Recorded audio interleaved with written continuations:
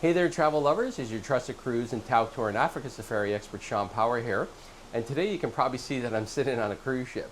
I'm actually on board the Explora II, which is one of Explora Journeys cruise ships. And I wanted to talk to you about Explora today because, you know, these guys only launched a little over 2 years ago.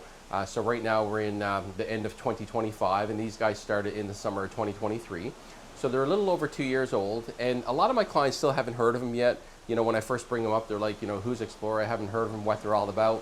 So one thing I should mention right away, we'll kind of, you know, talk about the elephant in the room, is that, you know, yes, they're owned by MSC Cruises. Now, look, I'm not an MSC fan. I did one cruise in my life with them, didn't like it at all, and I was even in one of their private suite areas with a private restaurant, lounge, and, you know, pool and all that kind of stuff. And they did a nice enough job, but this was a ship with, like, I don't know, I think there was 5,000 people on board. It was probably the loudest ship I'd ever been on. You know, kids and families everywhere. It was just loud. It wasn't the best food, you know, super basic buffets and all that. So not my cup of tea. But MSC, who's literally the third biggest cruise company in the world, they decided to build a luxury line, which is called Explora. And to me, it's a great thing that Explora is owned by one of these big corporations, because just like Carnival Corporation owns Seabourn, and Norwegian Corporation owns Regent, and Royal Caribbean Corporation owns Silversea, well, MSC owns Explora. And that's a good thing in my opinion, because, you know, I went through COVID. I mean, I've been doing this business for 20 plus years now, and you know, I've sold a ton of travel over the years. So I went through COVID and literally had to cancel like $7 million worth of travel. And all my clients who travel with these public companies, again, the Carnival Corporations and the Royals and the Norwegians, and again, I wasn't really booking those as much, but I was booking the, you know, their luxury divisions. They all got their money back, or they were able to reuse their funds later. Didn't happen for everyone out there. I mean, there was a few companies went out of business. So point being right away, Explora is backed by a really big, very wealthy company, European based. MSC is the biggest shipping company in the world, and you know, huge money behind them. So that's a great thing. So at least in my opinion. Now, the next thing I wanted to talk about with Explora is that I personally think a lot of people classify them wrong. I've literally been on just about 100 cruises. I've tried every major cruise line out there that you can think of, from the, like I said, you know, 20 years ago, I was on Carnival, Royal, Norwegian, Princess, Celebrity, Holland. These days, I've been on all the luxury guys: Regent, Silversea, Seabourn, Crystal, Oceania, Viking, you know, all the different ones. And in my opinion, Explora, so I break down the cruising world into three categories. You know, I call them the big ship lines. Again, Carnival, Royal, Norwegian, Holland, Princess, Celebrity. And then I talk about the next step up from there is the upper premium lines, in my opinion. That's how I describe it. And then you've got Viking Ocean Cruises and Oceania. And then I talk about the small ship luxury lines, the cream of the crop: Regent, Crystal, Seabourn, Silversea. So in my opinion, Explora 150% belongs in the luxury small ship all-inclusive category of cruising. For some reason, I hear people lump them in with Oceania and Viking, and I just don't get it. I've done other videos about this, so check out my YouTube channel, you can see that. But the bottom line is, Explora has, you know, much bigger rooms than Viking and Oceania, and they include everything on board. So I just think they're definitely in that luxury category. So speaking of Explora and the rooms and all those kind of things, for starters, just so you know right away, their ships fit right around 900 guests on board. So they've got, I think it's like 461 suites, so we'll call that about 920. But of course, you're going to have solo travelers and all that. So 900 is about the most you're ever going to get on board. Now, one thing, you know, I want to talk about with Explora right away, why I think they belong in the luxury category of cruises, is their rooms. Their rooms are literally the best in the business, and I've been on all these ships. So point being, when you go on even their competitors, Regent, Silversea, Seabourn, Crystal, some of their ships still have ocean view rooms. Some of the rooms are actually quite small. I mean, Crystal has 30-year-old ships with 215 square foot window rooms. Some of the other guys have rooms around 300 square feet. So point being, if you look at Explora, if all you can afford on Explora is the worst room on board, and I say worst in quotes because there's nothing bad about it, it's literally a 377 square foot suite with a private veranda. Every room on board has a private veranda, and every room is at least 377 square feet or higher. There's no one else in the industry who can say that. So right away, their rooms are absolutely gorgeous. And when you go in these rooms, and of course I have all the separate videos on the different rooms, but I mean, you go into these rooms and they have heated bathroom floors. They have $600 Dyson hair dryers in them. They have, you know, lights that dim. They have, of course, you walk in the first day, there's a bottle of champagne. There's a bottle of wine. You can also get a bottle of your choice of spirits. They have, I think I might have mentioned already, there's like wireless charging on the side of the beds. Of course, they got the robes and the slippers and all that kind of stuff. Room service, which you don't always get on the cruise ships. You know, a lot of the big ships have dropped that. And then you come out on the balconies, like I'm sitting on one of them now, and they have these beautiful day beds. You know, where you can literally just kind of lie out here. I mean, it's a beautiful feature. And the way they decorate these rooms, they do a really great job. You'll see, you know, I'm in what we call a premier penthouse, and it's almost like a little mini library, and even they have like library books painted on the wall, because they want you to feel at home when you're on these, you know, when you're on their ships. Like even a lot of the rooms, they'll call them residences, and they call them ocean terraces. So they try to kind of make you feel more of that almost like exclusive yacht, you know, being on a yacht kind of feel, so that you really do feel at home. You could be on here for weeks at a time. You can work on board like I do, and you're going to feel, you know, totally comfortable. So look at, and I'm going to look at some notes, by the way, because I don't want to miss any of this at all. So like I said, you know, yes, you know, they're backed by MSC is a good thing, and you know, because MSC has a lot of money, and this was the family's pet project to have these beautiful ships, they really put a lot of money in the building these ships. They put extravagances in there, and there's just zero pretension on these cruises, by the way. I've been on Explorer a couple of times, and there's no pretensiousness at all.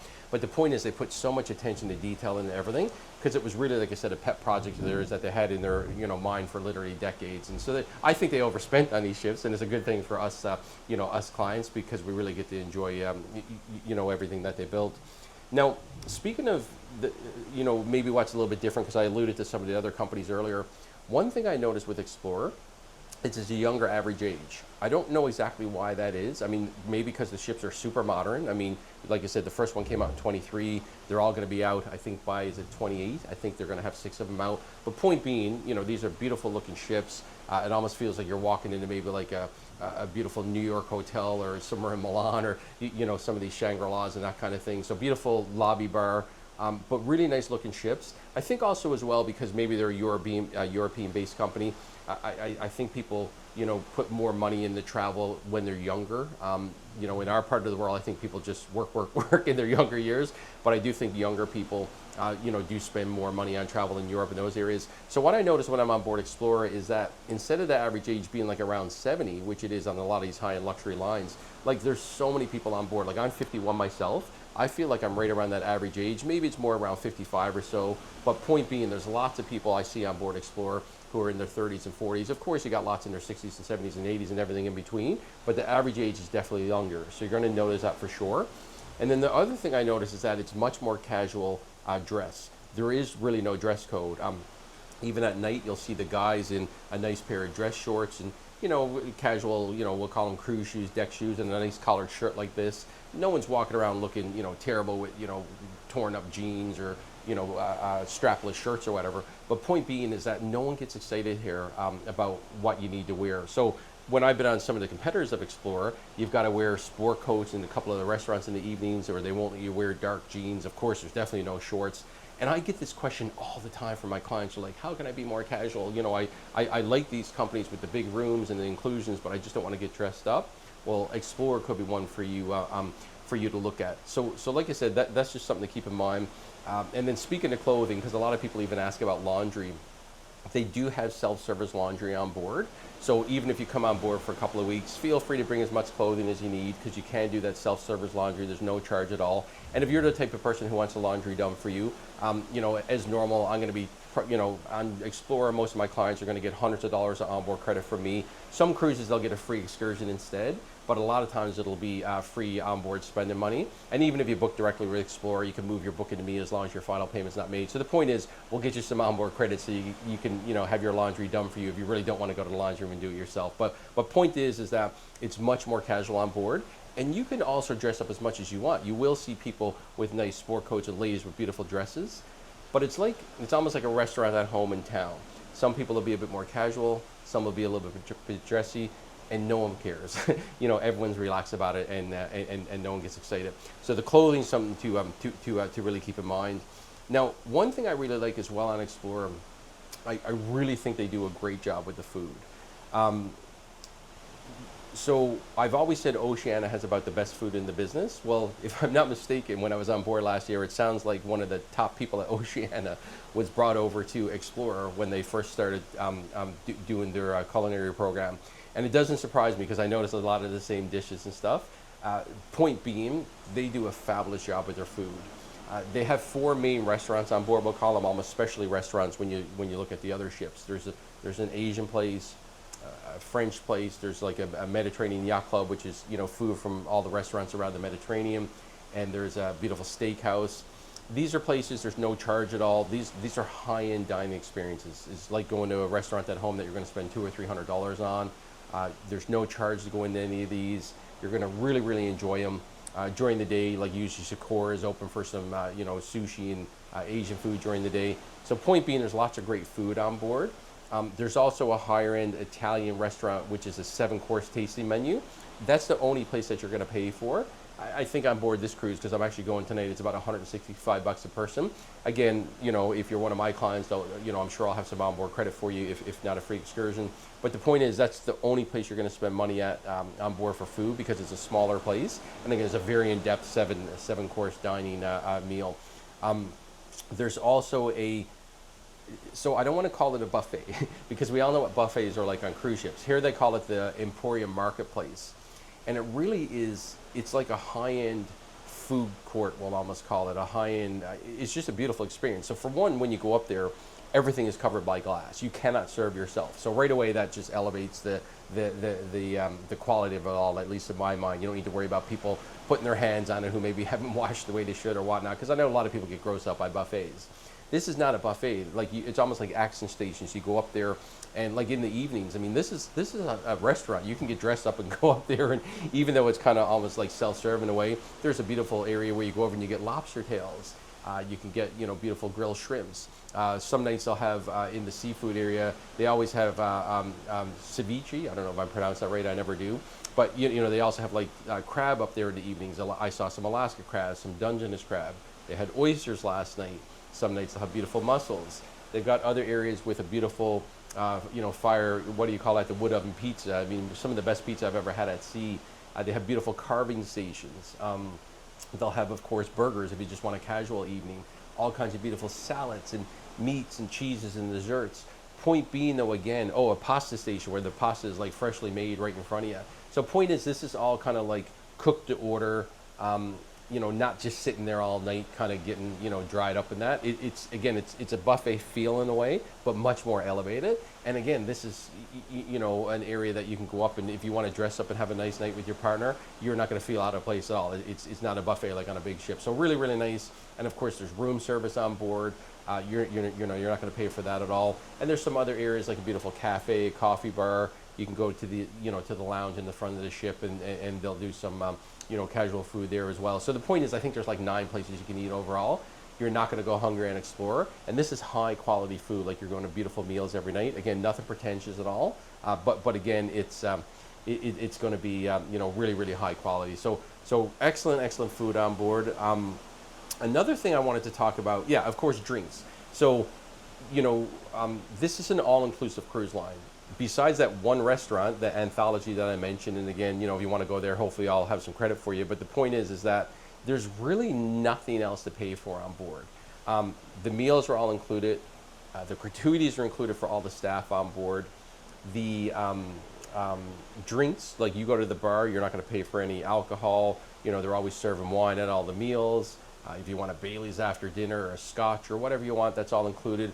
Of course, they're going to have all the soft drinks, the waters, and they're not like killing the environment with bottles of water. I mean, in our room, they'll have a bottle of still and a bottle of sparkling. They refill it all the time. We got the glassware here. They give you, the recyclable bottles that you can kind of, the ones we use at home at the gym. They give you nice Explorer label ones. You take them out on excursions and stuff. So point being, you don't want for anything on board. It's just simply all included. Wi-Fi. Wi-Fi is I just had an issue yesterday where a client contacted me about a direct competitor of Explorer, and they said, hey, we only have one Wi-Fi account per person. Should we upgrade to a concierge room because they give us 4 logins?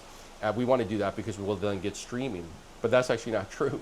With that other company, because I was with them not that long ago, they'll give you 4 logins when you're in a higher level room, but there's still no streaming included. You can't use Netflix or anything.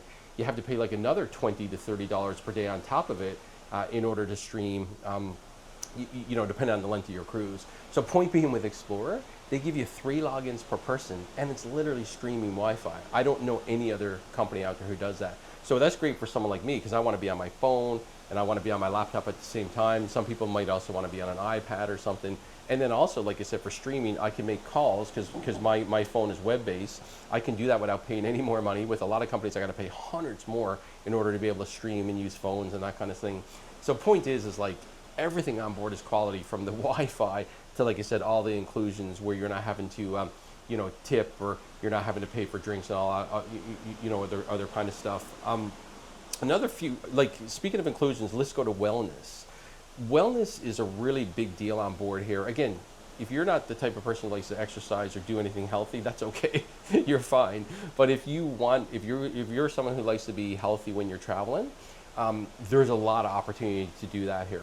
So for one, the gym is beautiful. I mean, look, I know every cruise ship has a gym, but I find the small ship luxury ones, they're almost an afterthought. They have some basic equipment in there, because they're, you know, again, the average age is 70, and people are, you know, maybe just not exercising as much, or they're getting their exercise and when they're walking on excursions, but they're not working out. The gym here, my goodness, like I was doing weights and stuff, and it was literally counting the reps for me. So high-end, they call it techno gym equipment, really nice stuff. They got great yoga classes, Pilates classes, all of it is overlooking the ocean. They even put these techno kits in your room. Now, actually, I'm in the penthouse. If you're in a penthouse or higher, they automatically put them in your room. If you're in, I think, a regular ocean terrace, you have to request it. But the point is, this is a bag with like weight straps in there, a yoga mat, one of those rolly things for your back, so you can even work out in your room. Because again, they're all about making you feel at home when you're on Explorer, and they do a really good job of it. I mean, when I work here in my premier penthouse, I've got a separate, you know, living room separate for my bedroom, and I just, you know, I don't feel like I'm in the same room all day when I'm working and sleeping and all that. So it's such a nice way to do it. So like I said, a lot of wellness things on board here that you can enjoy. They even have like some machines outside, some rowing machines, some spin bikes. Some of these little weight kits. You can do your workout while you're out, you know, underneath the, you know, underneath the fresh air and enjoying the ocean breeze, which is really nice. They have like 4 beautiful pools on board. One of them's covered, so no matter the weather, you can use that. Some amazing hot tubs, and that might sound silly, but like literally, I've seen a lot of hot tubs, and these are these long rectangle ones that are. It's almost like you're overlooking the ocean. They're absolutely gorgeous. I'm not one to really get in the water a lot when I cruise, but I do when I'm on Explorer, because I just love these, especially the rectangle ones. What else? There's a beautiful thermal suite on board here. Now, when I say thermal suite, I talk about this on a lot of cruises. You know, where you go to that area where there's like a hydrotherapy pool and a salt room and a sauna and a steam room and all that stuff. Well, on a lot of cruise ships, they're charging 40, 50 bucks a day for that. I was on a big ship about a year and a half ago. They were charging $85 a day to go in there. Unbelievable how expensive it can get. And of course, I do like going in that area because I like the heated beds, this, that, and everything else. And I've spent hundreds and hundreds of dollars in those places over the years. There's no charge on board Explorer. So if you're doing a treatment, like a massage or something, you can go in there anytime at all between 8 and 8 when they're open. If you don't have a treatment, I think you can go in there from like 8 till 10 in the morning, 6:30 till 8 at night, but again, no charge. And of course, if it's a port day when everyone's off the ship, you go in there anytime. So I've already been there, I think, a couple of times during this cruise. Again, not an extra dime out of my pocket. Literally, I've spent nothing on this cruise except for the meal where I'm going to Anthology. That's the one, like I said, the 7-course dinner. There's nothing else I can really spend money on unless I go to the shops or get a, you know, or if I get a massage or something like that. So like I said, you know, having all this wellness stuff is great. Also something as simple as shuttles. You know, we were in one port the other day, I don't remember where we were, but it was like 15 minutes from town. Well, they don't make you fend for yourself. I mean, when I'm on the big ships, I see it where they'll charge $5 or $10 to take a shuttle to town. Of course, this is a much kind of classier, you know, cruise line where they're like, oh yeah, of course, we include the shuttles. And a couple other things to mention, like with the smaller ships, there's never a lot of entertainment on these ships. And it is the same here, where they have a beautiful show lounge, and it is really nice actually, because they like all the every seating area has a table, so it's like two chairs and a table, 2 chairs and a table. So it's a really nice, classy lounge. But again, you know, you're going to have an individual singer up there. There was a magician on last night. They might have a couple of singers and a couple of dancers, but this is all basic stuff. So don't ever come on a small luxury, all-inclusive ship thinking you're going to get a lot of, fancy entertainment. There's no hi-fi and acts and all that, but they still are going to entertain you every night. I've seen comedians on Explora, again, magicians, singers, and all that kind of stuff. So anyway, I think I've got it all. I really hope I did, because the point is, I just want you to know that this is a really, really good cruise line. Again, I've been on almost 100 cruises.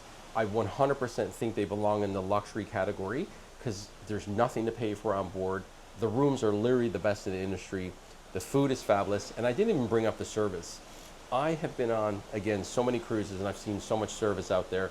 And look, even on the biggest ships, they do their best, but there's literally usually like 3 to 3.5 guests for every one crew member on board. So that's a lot of people to take care of, and they get overwhelmed, and it's hard for them to pay attention to the details. When you get to these small luxury ships like Explorer and all their competitors, there's like one crew member for every 1.25 guests. The point is there's a lot of crew. So on board here, they cannot do enough for you. You ask them where the washroom is, they don't kind of point. They'll be like, hey, let me show you, and they'll walk you to the washroom. Everywhere we go, people are saying my name. They're all saying Mr. Power and stuff, and I'm like, relax, call me Shawn. But the point is they always want to recognize you by name.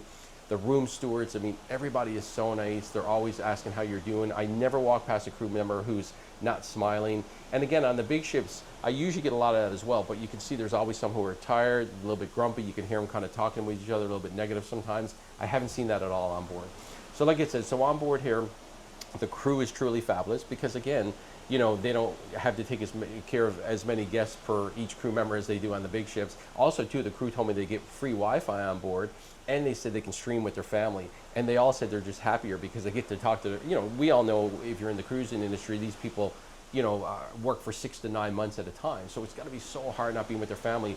But they said they love it on Explorer because they can literally, FaceTime with their family anytime, and it costs them nothing. Whereas on some ships, they're paying hundreds of dollars just to talk to people back home. And they said the rooms are nicer here as well. So I think those things really make a difference. So again, the crew is fabulous on board. You're not going to pay for anything on board. You're going to have a beautiful room. The food's going to be great. And again, these guys are backed by a huge corporation, MSC, which again, I think is a great thing. Just like how Carnival, Royal, and Regent own some of these small ship lines as well. You want these big companies with mega money if things go wrong like COVID, so that they don't go out of business and you lose your money and that kind of stuff. So anyway, hopefully this gave you a little bit of a good feel about what Explorer is all about. Check out, I will be putting a lot of, if they're not out there yet, you will be seeing a lot of other videos soon. I'm going to show you a food video, what it's like to eat on board here. I'm going to show you as many of the rooms as I can. I also do some Explorer versus Oceania and Viking videos. I've got another one which is Explorer versus Regent and Silversea. So I try to cover as much as I can. Any comments, though, let me know, or just go to my website at shawnpower.com and contact me and let me know how I can help. And beyond that, I hope you get to experience an Explorer journey yourself sometime soon, and I hope you enjoy it as much as I did. Talk to you soon in the next video, and have a great day, and we'll take care. Bye-bye.